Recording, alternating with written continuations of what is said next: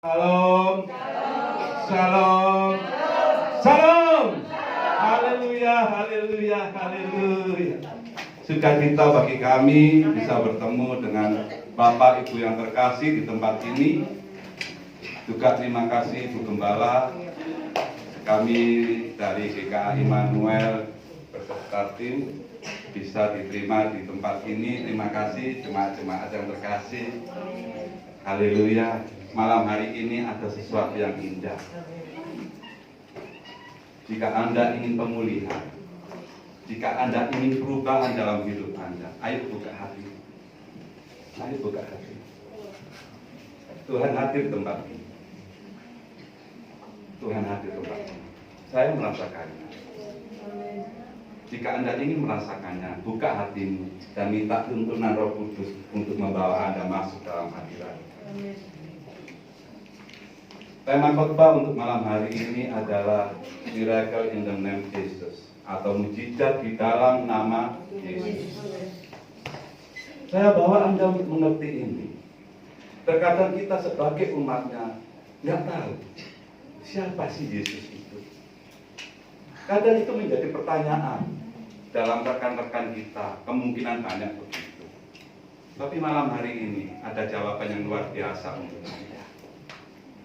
Pengertian mujizat adalah suatu tindakan atau perbuatan yang di luar kendali manusia. Itu namanya mujizat. Manusia tidak bisa membuat mujizat. Yang bisa membuat mujizat hanya Tuhan. Tarik itu dalam hatimu malam hari ini. Saya nggak akan panjang loh. Nanti kalau Bu Gembala bisa diperpanjang dari Tuhan. Nah, sekarang pengertiannya ini, siapa sih Yesus itu? Kok bisa membuat mujizat? Kenapa nggak saya kasih poinnya dulu langsung? Saya tahu semua di sini mengerti, tetapi saya akan kasih penjelasannya supaya mengerti. Oh, maksudnya ini. Oh, Yesus itu ini. Oh, Yesus itu ini. Mungkin Anda semua tahu, oh Yesus itu Tuhan, Pak. Betul. Mana artinya? Ini yang perlu kita tarik kesimpulan. Yesus sangat luar biasa. Malam hari ini ada mujizat di tempat ini. Ada mujizat. Dan yang saya tarik adalah mujizat kesembuhan. Pasti semuanya semua. Di sini loh, saya merasakan loh. Memang kami tim GKA Immanuel biasa mengadakan KKR, biasa mengadakan pengusiran setan, biasa membuat terobosan-terobosan di luar kota. Ini biasanya tim GKA kami. Dan memang setiap pelayanan yang kami adakan, yang ini memang rencana Tuhan, selalu terjadi sesuatu yang luar biasa. Dan saya percaya malam hari ini, kalau Anda mau, kalau Anda nggak mau, nggak bakal terjadi. Tapi kalau Anda mau, iya Tuhan, aku mau terjadi mujizat dalam hidup, pasti terjadi. Pasti terjadi. Nggak percaya untuk coba. Nah, sekarang saya tarik di sini.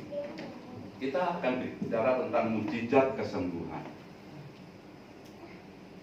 Saya tarik dulu manusia. Caranya yang disembuhkan manusia ya, bukan di luar manusia. Manusia memiliki 3 bagian. Supaya ngerti semuanya di sini. Ada di dalam 1 Tesalonika pasal 5 ayat 23. Manusia memiliki roh, jiwa dan tubuh. Ini harus kita pahami dulu. Dan ini alkitabiah sekali karena Rasul Paulus menuliskan itu di dalam umat di Tesalonika. Jadi 1 Tesalonika pasal 5 ayat 23 itu manusia memiliki roh, jiwa dan tubuh. Nah, ketiga-tiganya ini, dengar ini, bisa sakit. Ketiga-tiganya ini bisa sakit. Ini yang harus kita pahami. Ciri-cirinya di mana, Pak? Kalau kita bisa mengetahui bahwa orang ini sakit rohnya, bahwa orang ini sakit jiwanya, bahwa orang ini sakit tubuhnya. Kalau kita ciri-ciri orang sakit tubuhnya sudah umum ya. Sudah umum, tahu semuanya. Pusing, kepala pening, mata sakit, telinga sakit itu secara tubuh. Tetapi secara jiwa ini yang kita perlu. Tak kasih tahu ciri-cirinya orang yang sakit jiwa. Bukan hanya ya permisi yang di jalan-jalan telanjang bulat, bukan itu saja. Ciri-ciri orang yang sakit jiwa adalah orang yang sombong, orang yang benci, orang yang amarahnya melebihi kapasitas, orang yang nafsunya bejat. Itu adalah orang yang memiliki sakit jiwa. Gampang sebetulnya. Logikanya, kalau jiwanya tidak sakit, tidak mungkin melakukan itu. Ini psikologi loh. Biarpun saya nggak lulusan psikologi, tapi saya baca bukunya. Nah, sekarang yang sakit rohnya. Nah, kita kasih contohnya di Alkitab. Saya harap Anda tetap fokus. Enak kok, nanti pasti Anda tahu kedalaman-kedalamannya. Yang sakit rohnya apa? Tidak taat. Ini orang yang sakit rohnya itu tidak taat. Dari mana contohnya? Bagaimana ciri-cirinya? Gampang kok. Orang yang tidak pernah berdoa itu sakit rohnya. Anda sadar toh kalau Anda semua ini ciptaan Tuhan? Kalau kita sadar kita adalah ciptaan Tuhan, pasti roh kita dekat dengan Tuhan dan berbicara dengan Tuhan. Itu ciri-cirinya. Si ada, mau tak sebut nanti dimarahin jemaat. Tidak suka baca firman Tuhan, tidak suka ke gereja, itu sakit rohnya. Yang kebacut itu sekarang tidak suka ke gereja. Berapa banyak Anda lihat teman-teman Anda yang gerejanya ditutup, itu sakit semua rohnya. Padahal pemerintah tidak melarang gereja untuk beribadah, asal sesuai dengan protokol. Kenapa ditutup? Ini loh yang perlu kita pahami. Ini adalah perbuatan setan supaya anak-anak Tuhan tidak bertemu dengan Tuhannya. Makanya nanti kalau pulang, ada rekan-rekan yang belum bergereja, bawa ke rumah doa Eli. Gereja belum buka, ayo doa bersama. Itu ciri-ciri pribadi yang sakit rohnya.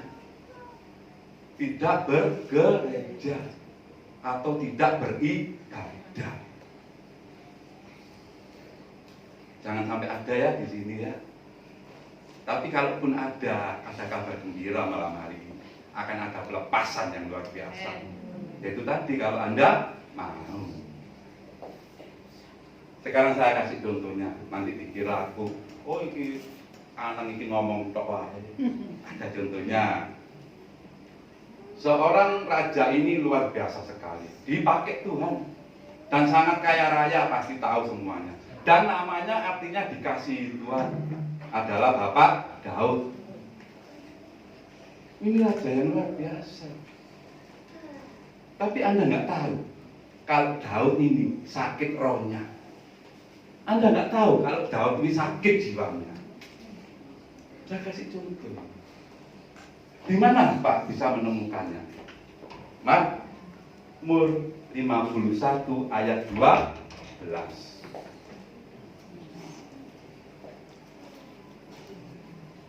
Sudah di ICD ya, saya nggak usah buka Alkitab, nggak apa-apa ya. Saya sudah izin. Mazmur pasal 51 ayat 12. Daud terus terang berkata kepada Tuhan, ya Tuhan, tahirkanlah hatiku dan perbaharuilah batinku dengan roh yang teguh. Hati ini berbicara jiwa. Hati ini berbicara jiwa.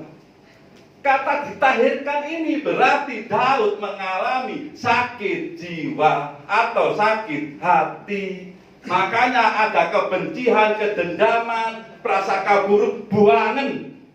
Kejengkelan apapun yang ada dalam diri Anda, buangan. Itu adalah sakit penyakit yang tidak Anda ketahui. Ini Daud sakit.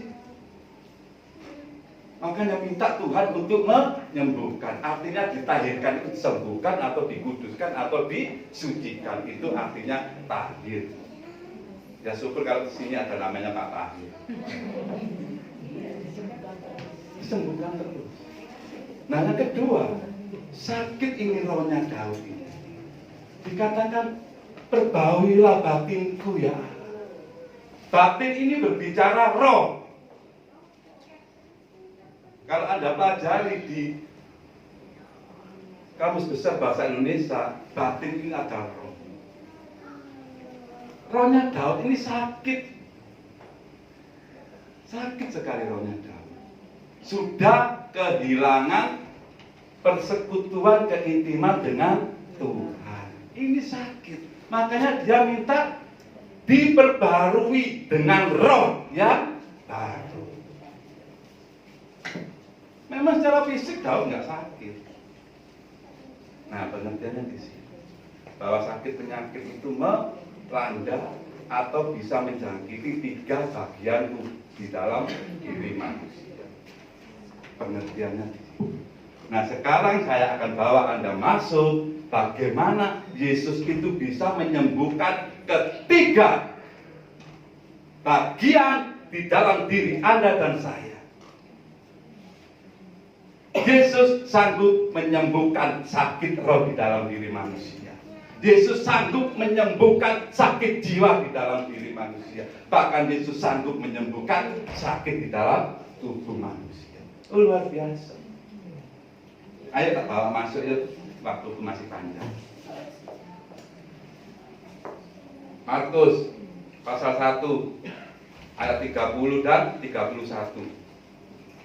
Ceritanya itu begini. Ibu mertua Simon atau Petrus lagi sakit demam. Dan Simon mendatangi Yesus. Markus pasal 1 ayat 30 dan 31. Dan Yesus datang ke rumah mertua Petrus atau Simon. Di sana terjadilah mujizat yang luar biasa. Cuma tangan ibu mertua Simon dipegang, demamnya hilang.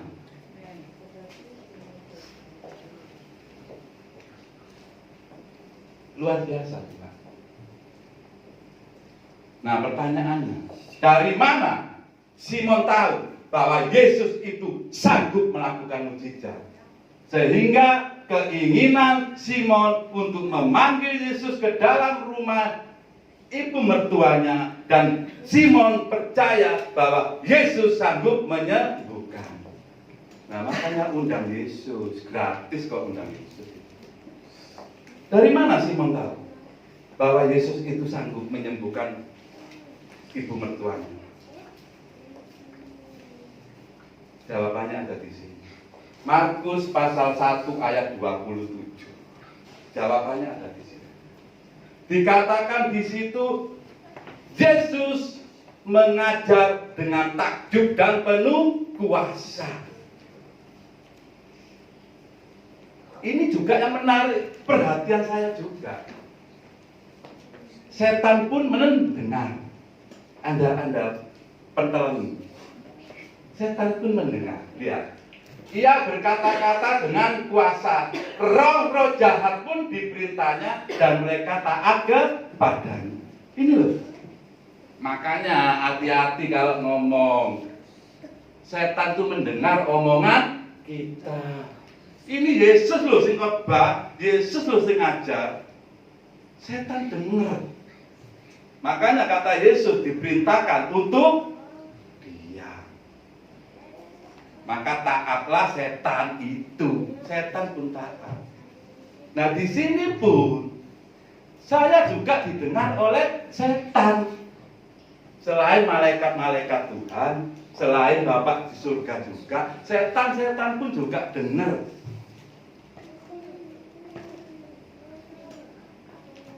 Makanya hati-hati Anda berbicara. Benar. Masih ada telinga-telinga lain yang mendengar suara Anda.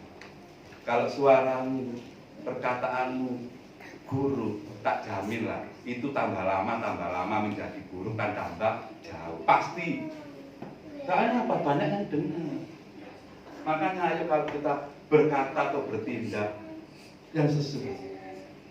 Karena apa? Jelas di sini. Setan-setan itu mendengar. Ini loh, perbuatan Yesus itu luar biasa sekali. Dikatakan takjub ini tidak bisa dibayangkan. Bagaimana luar biasanya waktu Yesus itu mengajar.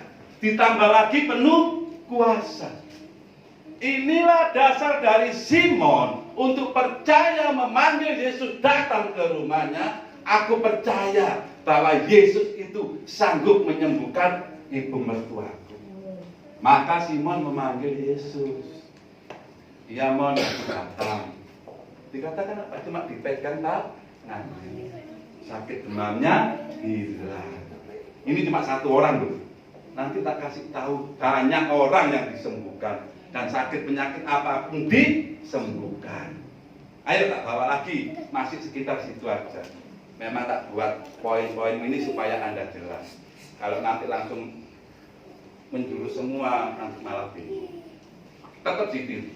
Markus pasal 1 ayat 32 sampai 34. Ini dampak yang luar biasa sekali.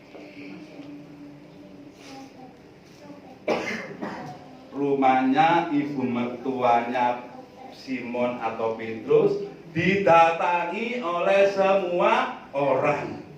Dan dikatakan di situ berkerumun banyak orang. Kalau kata banyak berarti tidak bisa dihitung. Ini luar biasa. Ini dampak pertama. Makanya kalau gereja kita mengundang Yesus, rumah tangga kita mengundang Yesus, bisnis kita mengundang Yesus, usaha kita mengundang Yesus, pasti ada pemulihan. Pasti jemaat datang untuk memuliakan. Ini cirinya. Dikatakan di situ semuanya orang sakit apapun disembuhkan. Disembuhkan, sakit apapun, berarti sakit rohnya disembuhkan, sakit jiwanya disembuhkan, sakit tubuhnya disembuhkan. Masih dapat bonus lagi, yang terikat oleh kuasa-kuasa setan dibebaskan. Anda terikat kuasa setan malam hari ini, pasti Tuhan sanggup membebaskan. Luar biasa perbuatan. Luar biasa. Nah sekarang pertanyaannya, kenapa Yesus kok bisa kayak begitu? Baik. Karena Yesus memiliki kuasa di surga dan di bumi. Ada di mana? Matius 28 ayat 18. Aku telah menerima kuasa di bumi dan di surga. Siapa bisa melawan Yesus Tuhan yang ada dan saya sembah? Tidak ada. Karena Yesus memiliki kuasa itu. Nah sekarang pertanyaannya, Pak saya ingin tahu Pak, Yesus itu siapa? Ini dikatakan 3 kali oleh Yesus sendiri. Bukan dikatakan oleh Yohanes, tapi Yesus sendiri. Tugas Yohanes cuma menulis. Ada di mana? Yohanes pasal 13 ayat 13 dan 14. 3 kali Tuhan Yesus mengatakan, aku ini guru dan Tuhan. Aku ini guru dan Tuhan. Aku ini guru dan Tuhan. Ini loh pengertiannya, dan ini akan saya singkatkan kepada Anda. Kok ada kata-kata guru? Ini loh. Pak kan cukup Tuhan saja Pak. Kalau Anda langsung berbicara dengan Tuhan, Anda nggak akan bisa mengerti. Tetapi kalau Anda berbicara dengan guru, guru bisa mengajari. Ini pengertiannya. Makanya Yesus menyebut, aku ini guru dan Tuhan. Tugas guru apa? Untuk mendidik, untuk mengajari, untuk menjadi teladan. Kalau manusia langsung diajari oleh Tuhan, nggak bakalan bisa. Soalnya apa? Beda kedudukan. Makanya Yesus menempatkan diri menjadi guru. Tidak salah, tidak. Contoh gini, ayo ibu-ibu ya yang ada di rumah, Anda kan permisi melahirkan seorang anak ya, pasti Anda juga menjadi guru, benar nggak? Anda menjadi guru. Kalau Anda nggak menjadi guru, nggak bakalan lah anak-anak Anda taat sama Anda, nggak bakalan. Nggak mungkin keluar dari mulut Anda sesuatu peringatan, nggak mungkin keluar dari mulut Anda suatu didikan. Ini pengertiannya. Memang kita secara yuridis, secara hukum surga yang tertulis di dalam Yohanes pasal 1 ayat 12, kita ini adalah anak-anak Allah. Mengapa Yesus menyebut dirinya juga guru? Karena Yesus yang membawa Anda untuk mengerti kebenaran-kebenaran. Dan posisi Anda di rumah juga gitu. Anda sebagai orang tua mendidik anak untuk mengerti kebenaran-kebenaran yang Anda perintahkan. Ini pengertiannya. Jadi pengertian guru bukan hanya di sekolah saja. Makanya orang banyak yang bingung. Kok sudah guru, kok sudah Tuhan. Nah, makanya saya tahu di sini. Peran Yesus dikatakan sebagai guru yaitu untuk mengajari Anda dan saya. Supaya bagaimana bisa dekat sama Tuhan. Kalau Tuhan datang dengan otoritas Tuhan, bumi ini hancur. Nggak akan bakalan ada Yesus. Maka Yesus mengatakan begitu 3 kali dikatakan. Sudah ketemu ya bahwa Yesus itu adalah guru dan Tuhan. Jadi pengertiannya sama dengan Anda waktu ada di rumah. Jadi di sini pengertiannya Anda di rumah juga sebagai orang tua dan guru. Ayo lebih masuk lagi. Masih ada berapa 3 ayat. Tolong aku hafal ini.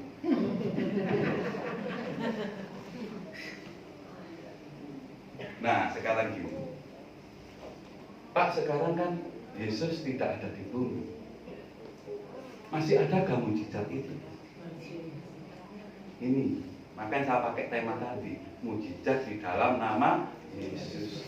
Bahwa di dalam nama Yesus itu ada mujizat, karena Yesus itu adalah guru dan Tuhan. Kalau Anda menyadari Yesus itu adalah guru, jadikan Yesus itu teladan Anda. Jadikan Yesus itu sebagai pengertian-pengertian yang mendidik Anda. Itu namanya guru.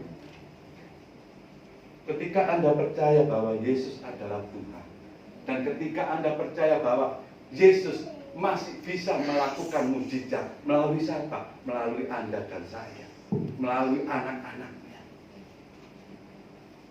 Mujizat itu masih ada. Cuma tinggal dikatakan dalam nama Yesus. Enteng Pak, enteng. Tinggal Anda percaya dan mau kok. Katakan dalam nama Yesus Tuhan, aku percaya mujizat itu ada. Pasti terjadi dalam hidup. Mau ayatnya? Ada. Yohanes 14 ayat 13 dan 14.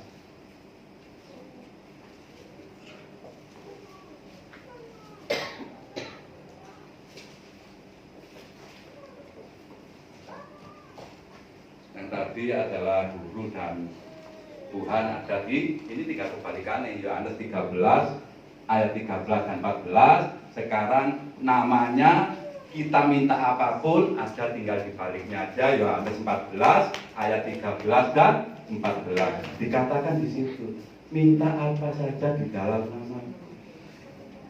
Di dalam namaku. 2 kali malah disebutkan. Minta apa saja dalam namaku. Berarti nama Tuhan berkuasa ya. Nama Tuhan bisa melakukan mujizat ya. Dikatakan di situ minta apa saja. Tadi saya sudah jelaskan di Yohanes pasal 13 ayat 13 sampai 14 kita sudah mengetahui bahwa Yesus itu adalah guru dan Tuhan. Dan sekarang Yohanes 14 ayat 13 dan 14 memakai nama Yesus untuk meminta sesuatu kepada Yesus. Dan mujizat itu pasti terjadi. Tinggal Anda mau buka hatimu dan minta kepada Tuhan, aku percaya Tuhan, pertolonganmu pasti terjadi. Aku percaya Tuhan, mujizatmu pasti terjadi. Nah, itu nanti dikatakan lagi oleh Tuhan Yesus. Ketika Tuhan Yesus mau naik ke surga, dikatakan lagi. Ada di mana itu? Ada di Markus pasal 16 ayat 17 sampai 19. Dikatakan di situ tanda-tanda ini akan menyertai orang-orang yang percaya, akan mengusir setan, menumpang tangan, membuat mujizat, menyembuhkan sakit penyakit. Nah, ada lagi kata di dalam namaku, tertulis ini di dalam namaku. Dan di ayat 19 baru Tuhan Yesus naik ke surga. Itu mengingatkan kepada kita supaya nggak lupa apa yang telah dikatakan oleh Yesus kepada murid-muridnya dan juga kepada Anda dan saya. Jelas sekali Markus pasal 16 ayat 17 sampai 19 mengatakan demikian. Bahwa Anda dan saya ini bisa meminta Tuhan untuk terjadi sesuatu yang luar biasa. Saya kok melihat banyak hati-hati yang jengkel ini ya. Buangan kepahitan hatimu. Buangan loh. Terutama ibu sih banyak. Tanggal tua.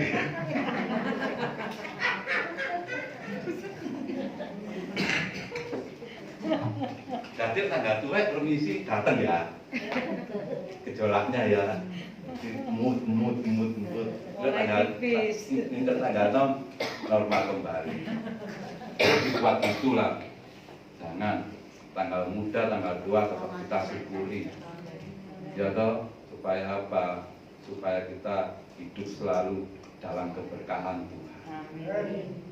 Jangan tanggal 2 Bapak pulang nggak dibikin kopi.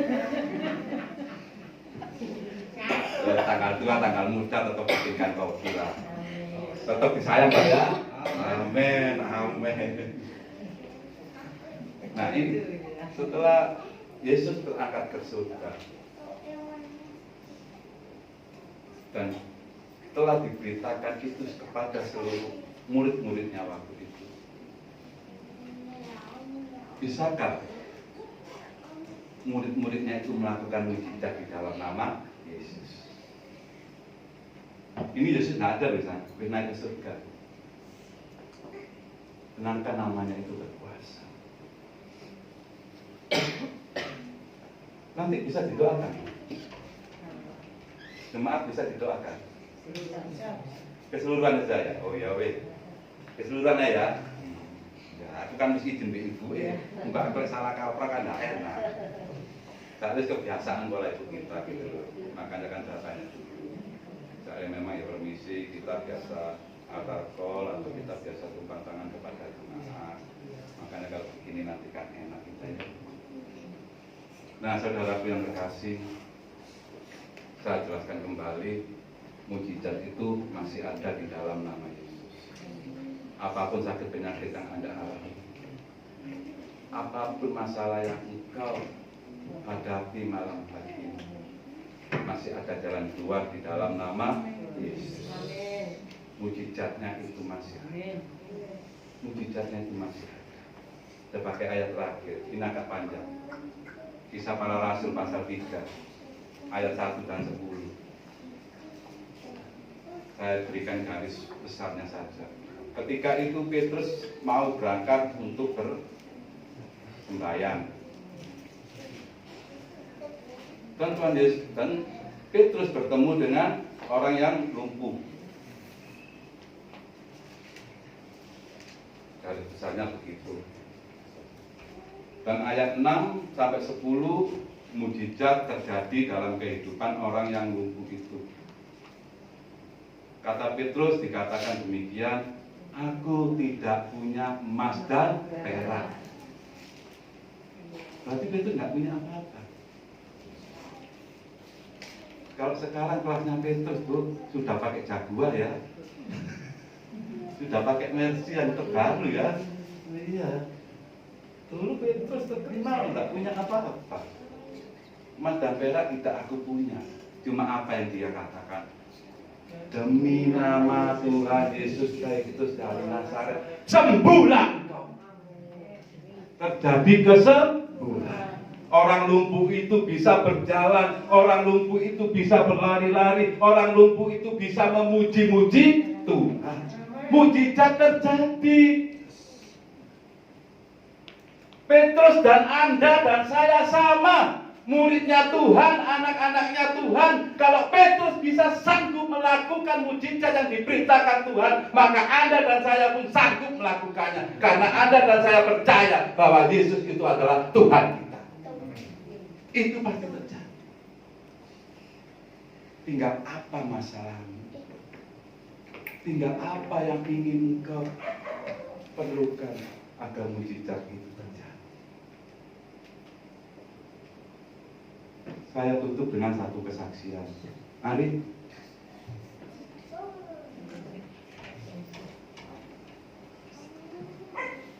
Suatu ketika, ini dokter loh ya. Jadi tak kasih tahu Anda, mujizat itu bisa dilakukan bertatap muka, bisa dilakukan dengan telepon, bisa dilakukan dengan surat menyurat, bisa dilakukan dengan messenger, bisa dilakukan dengan jarak jauh. Suatu hari kami terima telepon dari Manado. Ini seorang dokter, dua-duanya dokter, laki perempuan dokter. Ketika itu istrinya ini melahirkan, tapi sangat sulit sekali. Kami kejutkan. Orang Manado marganya Kirai. Kalau nggak salah waktu itu namanya David Kirai sama Maria Kirai. Waktu itu saya telepon dengar sama istri saya, juga istri saya ngomong-ngomong. Sampai sekarang pun beliau kalau ada sesuatu masih telepon kami. Terakhir beliau kemarin telepon minta untuk kelulusan dokter spesialisnya. Saya juga ngumul. Kan lebih pintar dokter daripada saya. Saya ini pendeta loh, sopo. Isinya cuma doa toh. Tapi luar biasa. Saya cuma doa sebentar. 1 jam kemudian, Pak terima kasih Pak, saya lulus dengan kumlot, sampai ditunjukkan ijazah. Nah ini yang terjadi kemarin. Nah yang waktu melahirkan ini, beliau ini, Bu Maria ini, tidak bisa melahirkan, tetapi takut melahirkan secara kejam. Dokter loh ini, dokter pun takut. Ketika itu orang tuanya telepon. Pertama orang tua perempuannya. Pak tolong Pak Anam. Ada apa Bu? Soalnya kami yang lebih kenal dulu sama orang tuanya daripada anak-anak. Ini anak saya mau melahirkan tapi tidak bisa Pak. Dan takut untuk di operasi keiser. Oh ya Bu, Ibu percaya bahwa mujizat Tuhan pasti ada. Percaya Pak. Oke, pasti terjadi. Saya juga nggak banyak doa sampai berjam-jam, bahasa roh ngalur itu enggak. Karena saya yakin percaya. Karena kalau mau doa ya tiap hari kerjaannya doa. Kedua, orang tuanya laki-laki. Pak, tolong Pak Anang ya. Ini Pak, kasihan Pak. Anak saya Pak nggak bisa melahirkan gini. Takut mau dioperasi Pak. Baik Pak, Anda percaya bahwa mujizat ada, percaya. Ini yang terakhir, suaminya sendiri dokter loh, Bapak Davidnya. Sampai nangis-nangis. Aduh Bu, kok nangis-nangis. Tolong Pak, ya Pak, tolong Pak, ini Pak kasihan.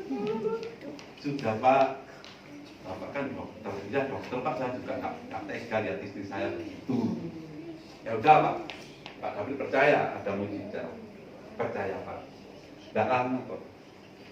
Selang cuma 1 jam. Itu telepon lagi ketika saya makan bakso sama dengan istri saya. Pak Anang terima kasih. Gitu ya nangis lagi. Saya juga kaget. Ya permisi tak kira wis sedo. Lalu nangis lagi.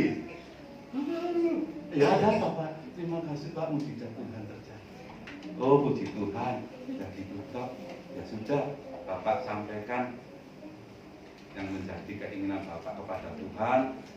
Bapak rawat istri Bapak supaya menjadi lebih percaya kepada Tuhan Yesus. Oh iya Pak, terima kasih Pak. Ya sudah, oke. Di sini saya tarik kesimpulan bahwa mujizat itu tetap ada. Kalau Anda percaya di dalam nama Yesus Tuhan, tidak menutup kemungkinan. Mungkin kau memiliki saudara yang sakit saat ini, atau kau memiliki teman yang sakit saat ini, doakan, tidak apa-apa. Sebut nama Yesus yang sanggup menyembuhkan. Pasti mujizat terjadi. Apalagi diikat kuasa-kuasa sembuhkan. Pasti sembuh. Tumpang tangan kalau bisa, usir kuasa-kuasa jahat yang mengikat saudaramu atau teman-teman. Mujizat masih ada. Yesus terlebih besar, Yesus terlebih besar di dalamku, di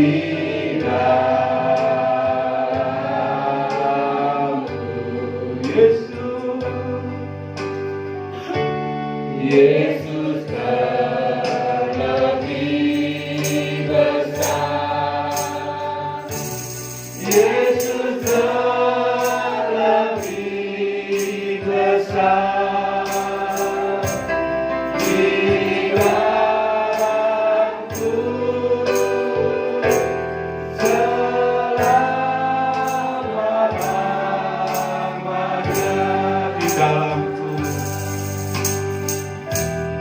Di dalamku selama-lamanya, di dalamku, di dalamku selama-lamanya.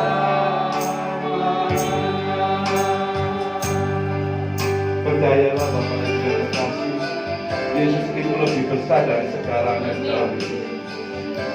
Oh, ayo kami berdiri. Angkat tanganmu, engkau yang membutuhkan keajaiban malam hari ini. Oh, rapat kari para mata sakya, para mata sakya.